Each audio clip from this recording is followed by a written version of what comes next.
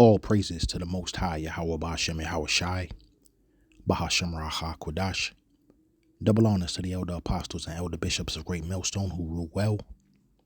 Peace and salutations to the hopeful elect, scattered throughout the four corners of the earth, laboring in this truth in all sincerity. Psalms 91:7. 1,000 shall fall at thy side, and 10,000 at thy right hand, but it shall not come nigh thee. Psalms 91:7. Lashawan Qadash. Yapal ma tazadka, alap wa rababa, ma yamyanka, alyaka la'a yagwash.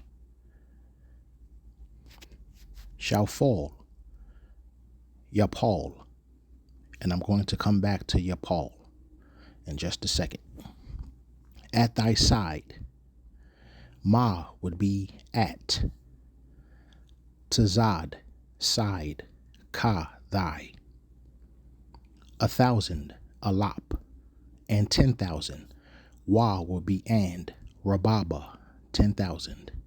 At thy right hand, ma would be and, yamyan, right hand, ka, thy. But thee, alyaka, not, la'a, it shall come nigh, yagwash. And I'm going to touch on yagwash and yapal, that is, shall fall and it shall come nigh, in just a second.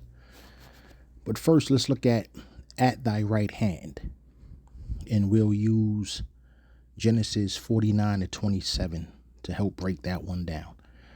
So at thy right hand is ma yamyanka.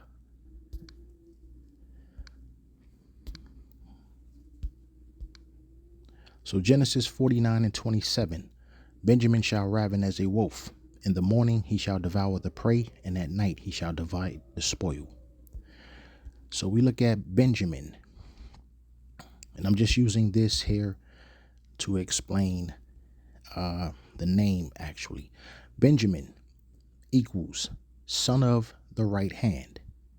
So Benjamin, the name Benjamin is Banyamyan.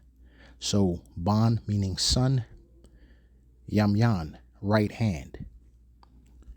So we come back to Psalms 91:7, and we see that at thy right hand is ma yamyanka.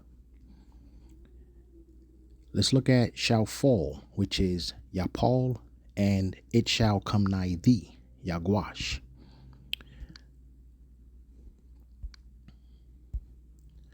But if we look here in the interlinear, we'll notice that shall fall is napal.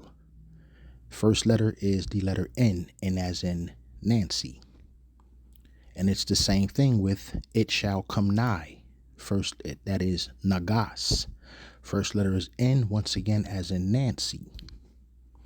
But when we look at shall fall, it's yapal. And when we look at it shall come nigh, it's yagwash. So why is it not napal or nagwash as opposed to yapal and yagwash? So, and I had to ask the chat GPT here in my studies, and I had to use the Assyrian script as well. So why is yapal, that is that there in the Assyrian script, why is yapal used in Psalms 91:7 instead of napal? In Psalms 91:7, yapal is used instead of nafal or nafal because it's a metaplasty, a poetic variation of the future tense, will fall, with a sense of divine judgment or plague, implying an ongoing intense event where destruction happens around you, highlighting God's or Allahayim's protection as you remain untouched amidst calamity.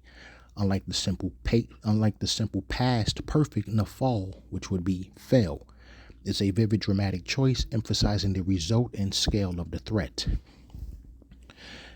Here's a breakdown. Nafal, the basic root meaning to fall, often used in the simple past tense, fail or infinitive to fall.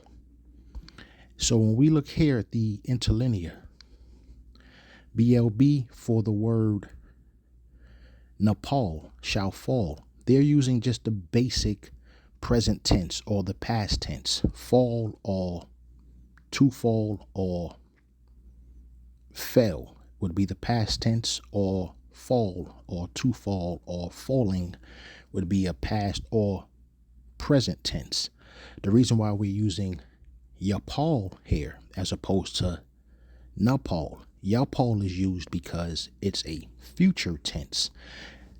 This is why it's important to understand and to know not just the Most High's true name, which is Yahweh, and his only begotten son's name is Yahushai, but it's important to understand what the names actually mean. The very first video I did on this channel here, I went into the name Yahweh and exactly what it means. And I go into what's known as English idiom. So the name Yahweh means he was, he is, he to be, or he shall be, or he exists.